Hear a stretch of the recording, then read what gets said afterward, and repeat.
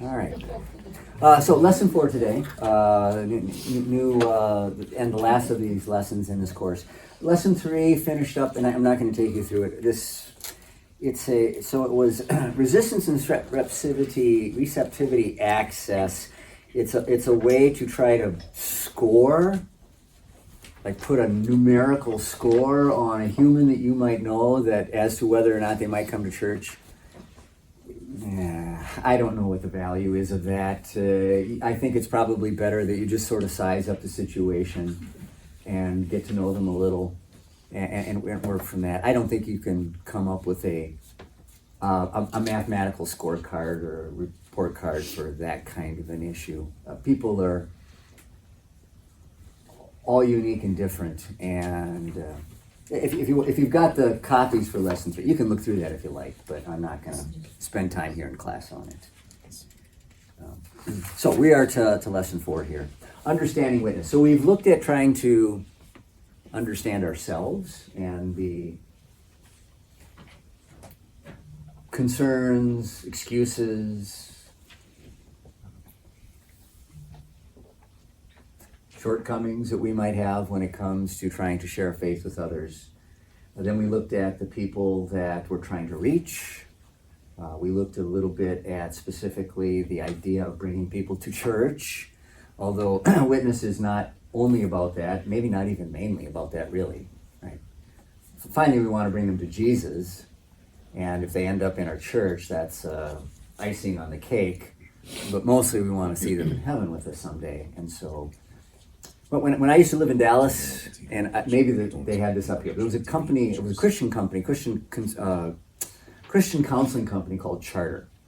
And they helped people who had various issues. A lot of times it was for substance abuse, but it may have been people who had troubled marriages, other psychological issues, mental health services in general, but they were kind of Christian-based, if I remember right.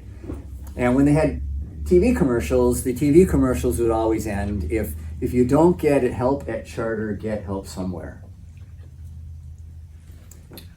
And maybe we could adopt that a little bit as a church. If you don't get help at Grace, then get help somewhere. But we're not the only place that has the gospel. We are here because we prefer the particular understanding of it that's common here, but we do not believe that we have a corner on the market when it comes to the gospel. We recognize Christianity is broader than us. We confess that in the creeds. Every time we confess the creeds, the Holy Christian Church is a bigger thing than our little congregation or our church body or Lutheranism. It's a bigger thing than that. So at least get the people to Jesus first and then see what happens from there. Yeah, and I've had any number of experiences with that. But when I was a new pastor, freshly minted, right out of the seminary, got to my first congregation, started a new Bible information class, and people were, there's sort of a excitement that comes when you have a new minister, at least sometimes for some people. So all kinds of members of my church were inviting friends to church and to my Bible information class. I had a Bible information class with 21 people in it. Wow, that was exciting. I mean, that's more than I've got to talk to right here, right now, right? Count up close. Guess how many members we got out of that class? 2. 0. Oh. So they took the course, and one by one we'd come to a lesson, and afterwards they would be polite and kind and thank me for what they had learned so far, but they would tell me, Don't believe it. this isn't for me.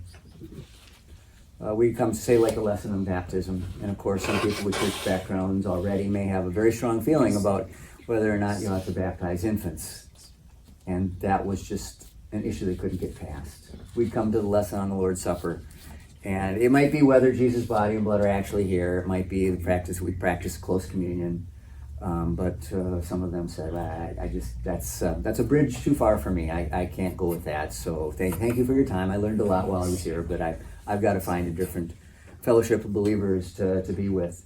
It was 1 or 2 cases where it's kind of a moral issue. I think I had one couple that was living together without benefit of marriage, And you get to the sixth commandment, and it's like, we just don't think that piece of paper from the government makes any difference. So thank you, but we're out of here.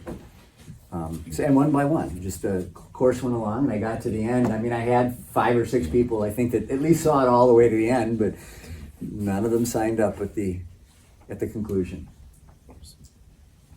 Was it a waste of time? No. No. And to the degree that we at least exposed them to the gospel, that we maybe brought them along in their faith, that we might have chased them back into what other kind of church they once belonged to, all of that was useful for God's kingdom, even if we didn't grow our own local congregation in that instance. Was it disappointing? Yeah, it was disappointing. I was hopeful, but that's how it goes often with these kinds of things. And that was not the last class I taught that had people that it seemed we were going to bring along, and then at the end, just for whatever reason. I remember years later, I was teaching it on Sunday morning in the Sunday morning Bible class hour, and I had a lady that every time the class was over, she said, "Man, this kind of teaching just isn't happening in churches anymore. This core doctrines of Christianity, it's just not being taught." And she was excited, but when it was all done, she disappeared. It was, and I do know that she had a sense that this whole organized, disorganized religions thing. She felt the churches should be teaching basic core teachings of Christianity. She felt strongly about that. She felt strongly about going to a church. She just didn't want to join one. All right. I don't know what happened to her eventually, but that's just how it turned out. Anyway, so we have looked at the various things that people may have that may prevent them from wanting to come. Finally, we're just going to, here in this last lesson, talk about so understanding witnessing itself, the process of communicating the gospel in this last lesson. So, Christian witness may be spontaneous or strategic. So sometimes it's off the cuff, unplanned. You're just thrown into a situation, and maybe without even intending to, you end up answering someone's questions about faith and getting into a conversation about sin and grace. All right, that's pretty spontaneous. There's no planning. But it can also be strategic. So a congregation will have an evangelism or outreach committee. They will have certain places and times where they want to have an opportunity to let the community know we're here. They want to have maybe a canvassing program where they're getting around house to house. Here at Grace, I keep a prospect list. Somebody needs to come up with a better term than that. It sounds so 1980s sales, but nobody's come up with a better term. So we call it a prospect list. For a while, people call them seekers. The thing is, so often today, they're really not seeking. So that term has kind of come and gone. But we keep a database with people that we've had contact with that are unchurched. We've got almost 650 names from mostly our work out in the community, going door to door. The Saturday canvases we did, the new mover visitations that we've done. We've got about 650 names. Some of which have began to borrow a term from salesmanship, very cold. We haven't had any real contact with them for quite some time. But as part of a strategic plan for reaching people, for Thanksgiving this year and Easter this year, or for Christmas this year, so since we've been at the county fair, since we've had these church supply, the school supply giveaways or the Easter giveaways the last few years, we keep those names also. The soccer camp, I've got about 120 names of that 650 that are somewhat separate, that are more recent contacts. In the case of those, I have phone numbers. So I have sent between 110 and 120 personal text invitations to Thanksgiving and Christmas. same thing last year at Easter to people. That's part of a strategic plan that requires record keeping and requires regular contact, that kind of thing. For Thanksgiving and for Christmas this year, we did get one person to visit each of those. From that list and those text messages, and we've had a number of other people give me positive feedback to my text message. So they don't just let it lie, but they actually say, thank you, or hope to see you, or something like that, and they don't actually end up coming through the door, but you have some hope that we've got some kind of rapport established there, and maybe with time and some nurturing that will be able to get them over the threshold here. But that's part of the strategic plan. So, as I said, spontaneous witnessing is predicated on opportunities presented by people and situations, and Christians who are looking for them. So we need to be prepared to respond with a verbal witness kind of all the time. The Apostle Paul wrote to Timothy about being prepared in season and out of season as a pastor. And that's with the membership as well as the outreach work.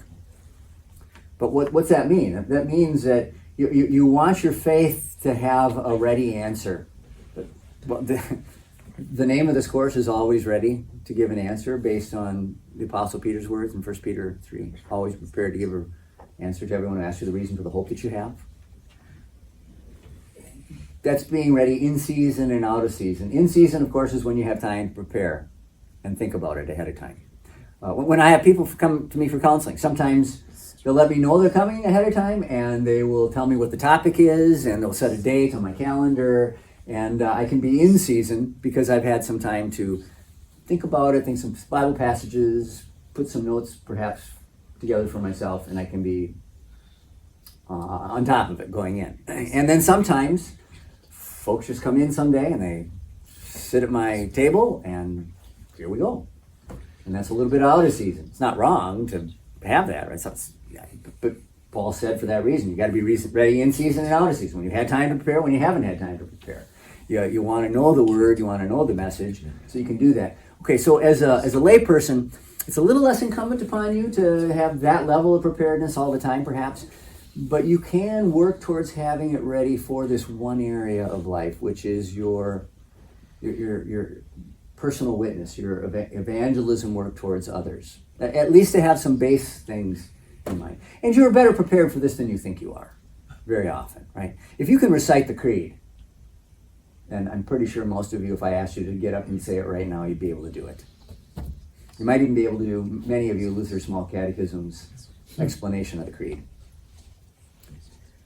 You actually have a lot of good theology right there that you've committed to your head. Not everybody appreciates it when they're in confirmation class, but why have we historically had people learn lots of Bible passages? Well, this is being prepared out of season. And the catechism kids maybe have trouble believing it, but when I was at the seminary, we had 3 years of dogmatics, which is doctrine classes, basically high-level, what you get high-level catechism. For any one of those tests, we might have 200 to 300 Bible passages we had to be ready to write down on that paper by memory. Now, we weren't going to, the professor, it would take the whole hour to just do that, so he wasn't going to have us write every passage, but you didn't know which ones. So here's your collection of 200 to 300. I suppose you could say, well, I think this one's more important, so I'll learn that one, and we can, but you didn't know. And it was always in relation to applying it to a situation and explaining the Christian doctrine. Well, again, we're not expecting you to have thousands of Bible passages necessarily in your head by memory. Although maybe you found this for yourself as time has gone along. There are passages you never did any work to memorize that are just stuck up there. Right? Maybe almost whole chapters you could almost get through because you've gone through them a number of times for yourself. They've been very meaningful, and they've just impressed themselves on your head, on your mind. So there too, the Spirit has been working to make you ready for spontaneous witness also all along. As important as spontaneous witnessing is in God's plan to touch and convert hearts with the gospel, it frequently lacks the continuity of nurture with God's word that makes disciples. So the thing is that when you're doing this, you don't have the consistency of getting back to them to lead them along and bring them farther. So the church's more formalized efforts, if we're really going to bring people into a fuller understanding of Jesus and ability to follow him, there needs to be the less spontaneous and the more strategic approach also alongside of it. So spontaneous witnessing is like scattering the seed in Jesus' parable of the sower. Strategic witnessing may begin with and include spontaneous opportunities to share the Christian faith, but it is predicated on continuity of witness. So you're expecting you're going to be able to follow up, you're going to be able to talk about new Bible teachings, deeper understandings of the gospel. That this is part of the strategic side of it. Because strategic witnessing involves long-term exposure to Christian example and truth. So this is another side of it. If you're going to be in regular contact with them, your way of life now starts to be a part of the instruction that you maybe haven't even thought of. You've maybe seen this on a church sign before. Your life may be the only Bible some people ever read. Something to that effect. And while your life doesn't share the good news that Jesus is a Savior from sin without words coming out of your mouth, it does lead people to say or to recognize that message, there's something to it because it has made you different. It's changed you. Okay. Christian example, truth. A relationship must exist and develop between the Christian witness and the person he or she hopes to win with the gospel. Therefore, strategic witnessing is frequently called relational, or friendship, or lifestyle evangelism. So beyond the program of the church even, you can be strategic in how you deal with particular people. As the term suggests, strategic witnessing involves a plan. The plan will vary for each person we hope to reach with the gospel, but the basic elements of a plan can be described. It's the focus of what follows. Statistics gathered both within and outside our fellowship and answer the question, why do people join the church, rank through friends and relatives at the top. In fact, anywhere, depends on the survey, from 64% to 90% of new members are friends or relatives of existing members. And I've seen that push as high as 95, 96%. So the church's formal plan of reaching the community gets you 2 to 4%, 5%, maybe as much as 10%. Generally speaking, people come because they know somebody that you invited.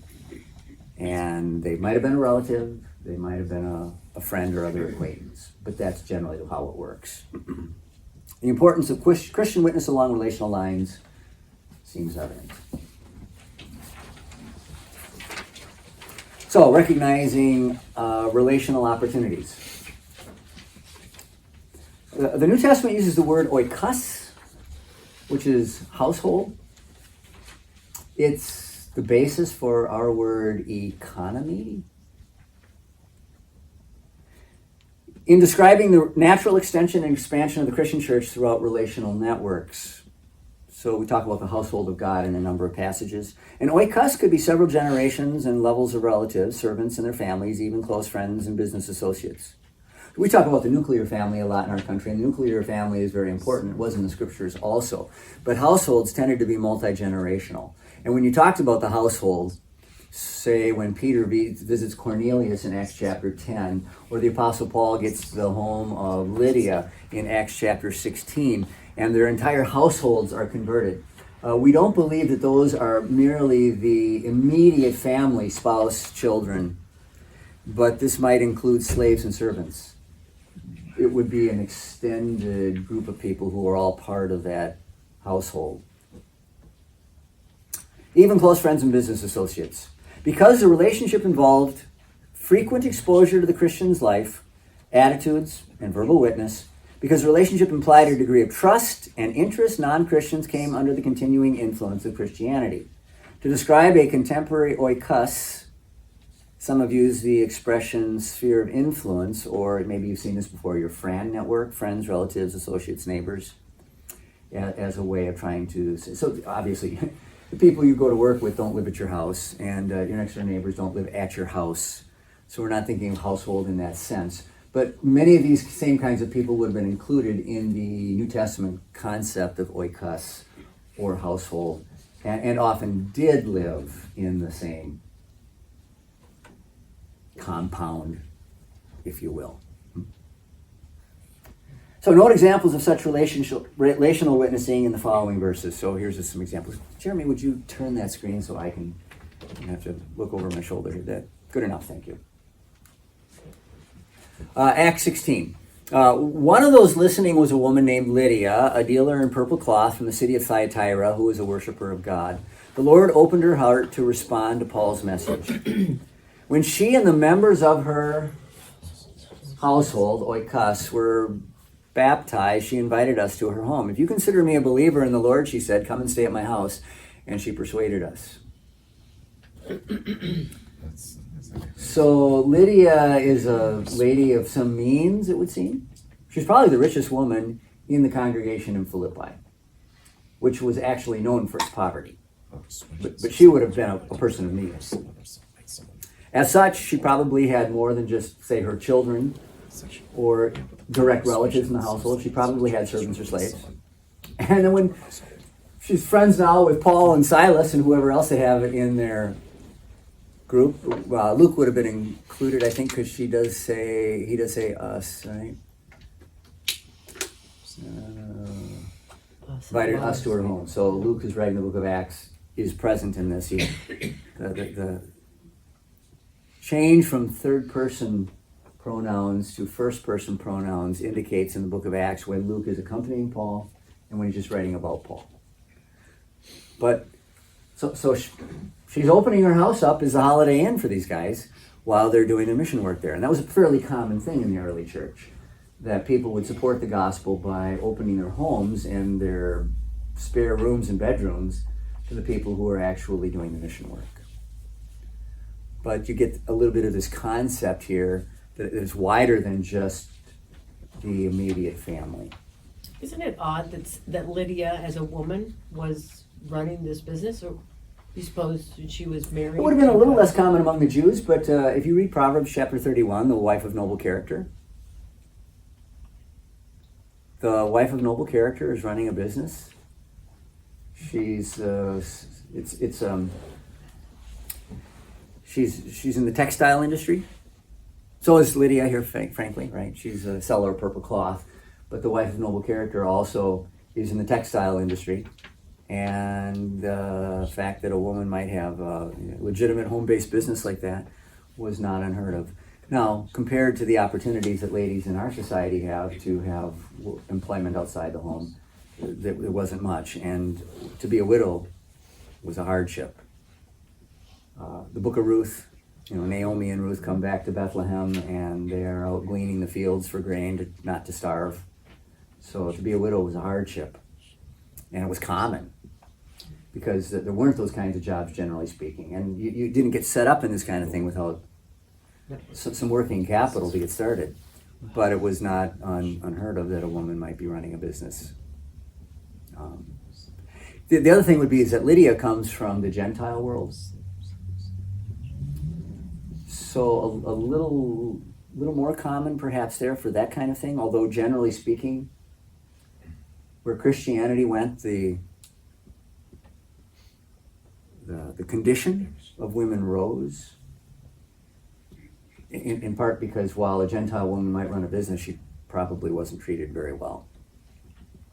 So when you start to put when you start to teach the men to respect women as co-equals, men may still be the leaders, but they are to respect women as co-heirs of the gift of life. And that was one of the things that Christianity brought, that a woman might run a business in the Gentile world, but she was not seen as of the same value as a man, and were subject to mistreatment. So where Christianity went, the life and condition of women, well, and that's been historically throughout the world. Once you've lived in a Christian culture for a while, then people may question that a little bit. But the fact is that if you could take that same culture back before Christianity arrived, the condition of women was almost without exception much worse.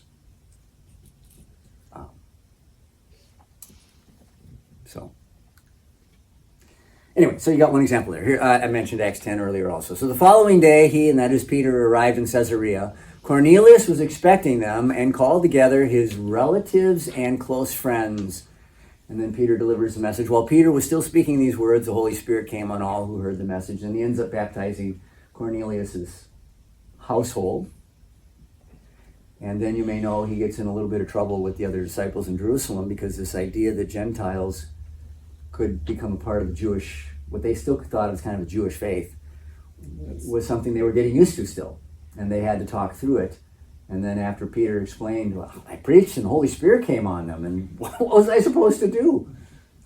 And then they said, oh, well, I guess God has granted salvation even to the Gentiles, which of course Jesus had been saying the whole time. But even when he ascended, and even after Pentecost Day, they weren't getting that so clearly. And this is that Bible story that you remember from Sunday school, where or even to get Peter to go here, God had to give him that vision where 3 times the sheet came down from heaven with the unclean animals in it. And God said, Peter, kill and eat. And Peter says, not so, Lord. I've never let unclean food touch my lips. And God says, what I've declared clean, you stop calling unclean. And that was the object lesson to make that same application to people. So, and Peter's, he's like the leader of the apostles. But this is how hard it is to break old habits. And it shows that while Jesus worked hard to get those guys up to speed in the 3 years he had with them, there was still some things to be chased out that he had to send the Holy Spirit in a more or less direct way to get them to figure out. And it becomes clear, especially with the ministry of Paul then, that this was God's plan. And that the distinction of Jew and Gentile, while it would still exist on a secular basis, it really had no meaning or made no difference any longer inside the church.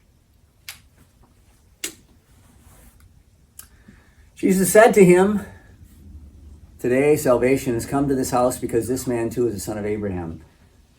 Okay, you don't see the name. Anybody know who this is he's talking to? The little short guy. Yeah. Zacchaeus was a wee little man. Right? Yeah, Zacchaeus. Yeah, good. So this is Zacchaeus. And again, to this house, not just to this person who was the tax collector, but the household. And since Zacchaeus was a man of some means, again, you're probably dealing with servants. Maybe a few kind of less savory friends as the society at the time would have considered it. But it is beyond just that one person. John 1:41. The first thing Andrew did was find his brother Simon and tell him, we found the Messiah, that is the Christ. Philip found Nathanael and told him, we found the one Moses wrote about in the law and about whom the prophets also wrote, Jesus of Nazareth, son of Joseph. So it's not so much household here, because they're dealing with individual friends who probably are not living on the same piece of real estate, but you are dealing with people who are talking the gospel where there is an established relationship already. I'll just throw it out as a question. So if you have an established relationship with a person already, is that an easier situation to go talk about the gospel with them, or is that a more difficult situation to go talk about the gospel? Depends. Yeah. Why? Well, I'm thinking about some people I know, and they would be hard to talk to. Why? Because they've already put up a barrier. Oh, okay. So sometimes, because you know something about them already, they may have telegraphed to you in one way or another, let's not go there. Right.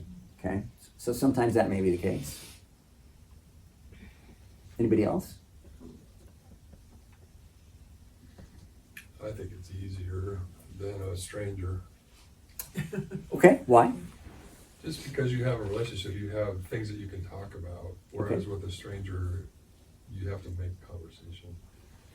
All right, so the very fact that you're going to have a conversation about anything is easier when there's already a relationship.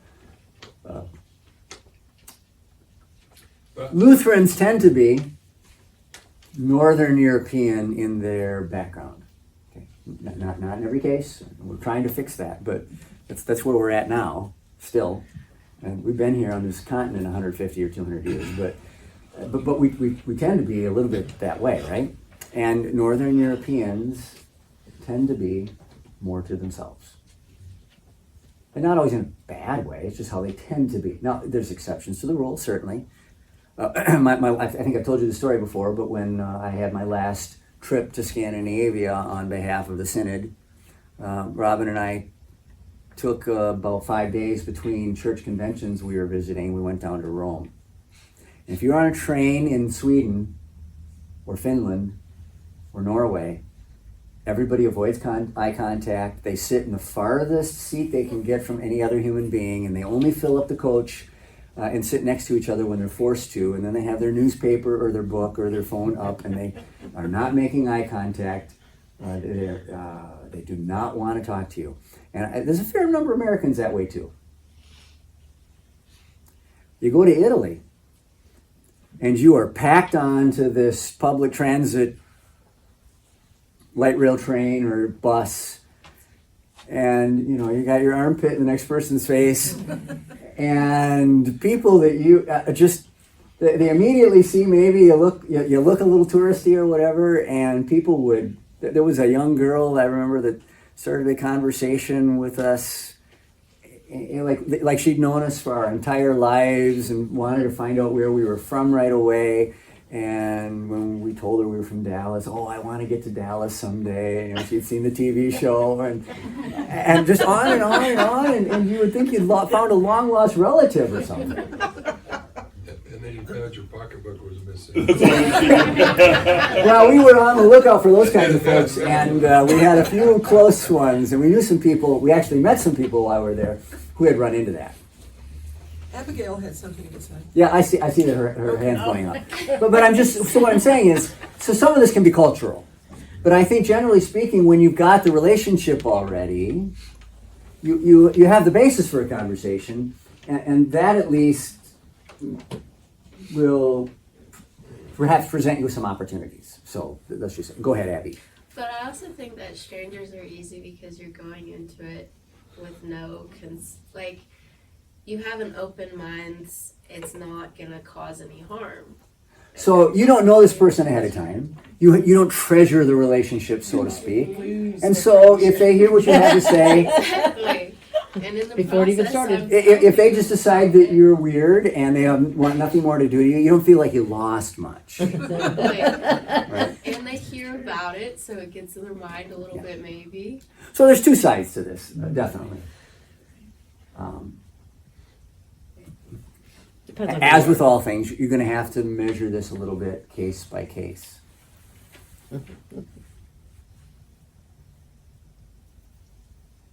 That being said, we should be reaching out to both.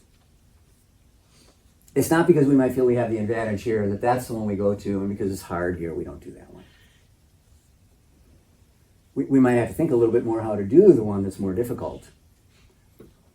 But they need the gospel the same as everybody else.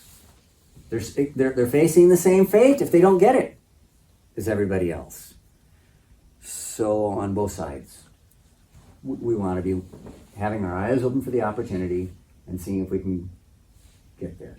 And we're all going to have a little different gifts and talents when it comes to being able to break through to make that conversation happen. But at least to have our antenna up and be aware. And to be open to God using me as his mouth with any individual person. Margaret, were you going to kind of reflect the same thing? I saw your head going. Yeah, with that, yeah. I mean, it was way easier for me, it's easier to talk to strangers than people I know, which is weird, but. Well, it's not weird. I think for the very reason she said. You've got a friendship with this person you know at some level.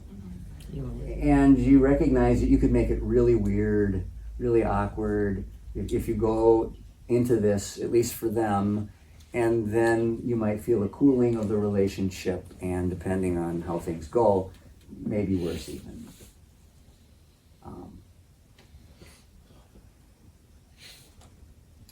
Jesus seemed to have no such issues. He just got the word out and let the chips fall where they may. Same with God's prophets in the Old Testament, right? They just preach what God said to preach. In our daily Bible readings at our house, we're using it's a LCMS daily. It's a big thick book anyway. It's got a daily lectionary, daily selection of readings. We're going through Ezekiel, and Ezekiel God talks to Ezekiel about the fact that whether they listen or they don't listen, this is the people I'm sending you to. You got to get it out there. That's just how it is. They may well reject you. In fact, he sort of, by implication, says they're probably not going to listen to Ezekiel. They're pretty hard people to get through to. But I want the message delivered. And even in a case like that, there was probably some, maybe a minority, but there was probably some who took warning and took the gospel to heart, and that God was able to recover among the people that Ezekiel was preaching to. All right. Further on that. Point number 2. Studies suggest the average Christian has at least 7 non-Christian or unchurched people in his sphere of influence. Write the names of people in your sphere of influence who may be unchurched. Okay, so I'll give you just a minute here just to think. Run through your head. You can volunteer or not to raise some names, but One question on that. Yeah. That I've seen come up a couple times is just the term unchurched. So the first thing that comes out when you talk to some of them, yeah, I have a church 30 minutes away, haven't been there for a year. okay. You know what I mean? So on the one hand, so what? The term unchurched is useful for this reason. At least I've shared this. In fact, I did somewhat recently in one of these classes. As a pastor, if they're regularly attending a church, then they also have a relationship with a called man of God. And although I may have differences with that called man of God about this or that, I recognize that it's still a legitimate call. And it is not for me to interfere with the relationship that God himself has established. Now, if they come to me, that's different, but I'm not actively pursuing them. You might feel that a little bit less as a layperson, or maybe even have a little more freedom, just as you're having conversations with people you know. Okay, so that being said, however, if the person was more like formerly churched, maybe not completely unchurched, but they haven't darkened that doorstep for a while, that's a different thing. They themselves are not making any use of the man that God has called to serve them. And okay, so if you can chase them back, that would be one thing, but it may certainly be legitimate. And I think just because of where Christianity is in our society today, sometimes you may have to then consider a bit the church they're going to. There are churches today that historically we would consider part of the Holy Christian Church in the city of Norman, where I probably would have very little in terms of guilt if I went after some of their members. Because the doctrine has so... I might charitably be able to say their church body is still a Christian church body based on their public confession of faith, but I may know about the local pastor and what he or she is preaching well enough to say, I'm not sure there's a message there that gets people to heaven anymore. When you question the atonement, when you question whether Jesus actually rose from the dead, the Apostle Paul says, if Christ has not been raised, your faith is futile and you're still in your sins. You begin to set yourself outside. And sometimes they will be subtle about the way they phrase things, but it's somewhat of a shock sometimes Christian lay people to find out that in some of the mainline churches, you can basically deny everything in the Apostles' Creed and still be not only a member in good standing, but a clergy person in good standing. The idea that Jesus was born of a virgin, well, we know better. And the so-called theologians who may be pastoring congregations will not believe in the virgin birth. The virgin birth was a way that the ancients used to try to honor people, but it is not literal, right? And the idea that there was some divine exchange that happened at the cross that freed people from their sins, that there was that it meant anything about your sins. There's I had a good friend in Dallas, the Schneiders. He was a member of the Episcopal Church. He considered himself a conservative Episcopalian because he didn't agree with the whole LGBTQ direction of things. But he didn't believe that the cross paid for his sins. He believed that the cross was God's way of saying, I love you this much, and nothing more. So I never tried to get Phil into my church per se. He was a deacon in his church. He was pretty active. But at least where he was at the time, where if that's what they're preaching into him regularly, it's better that I not be concerned about whatever relationship he has with his pastor, that I be more concerned about where his soul is going. And that we talk about those things, right? See, Mark. All right, so here in town, there'd be a couple of churches like that I could call out by name. I'm not going to right now, but see me sometime if you're wondering which ones they might be. All right, so you've had a chance to think about this. If you've got the sheets, when you go home, you might want to write some of them down. And then maybe those are people you could pray about. Those are people you could strategize in your head a little bit. Where can I get in the relationship with them where I would have the opportunity to share the gospel with them and then take it the next step? And that can be a useful thing. We talked about doing a Friendship Sunday here. We're going to do in early December as kind of a predecessor to Christmas. We didn't get it done this year, but I would like to do it in the future. We could look at maybe some weeks before Easter, but invite a friend to church Sunday where you actually identify people, pray about them, start looking for the opportunity to invite them, and then invite them. And again, the invitation to church isn't the whole thing or even the main thing necessarily. How can you nurture this relationship in such a way that you're going to bring it to the point where you can talk about sin and grace? Pick it up there next time.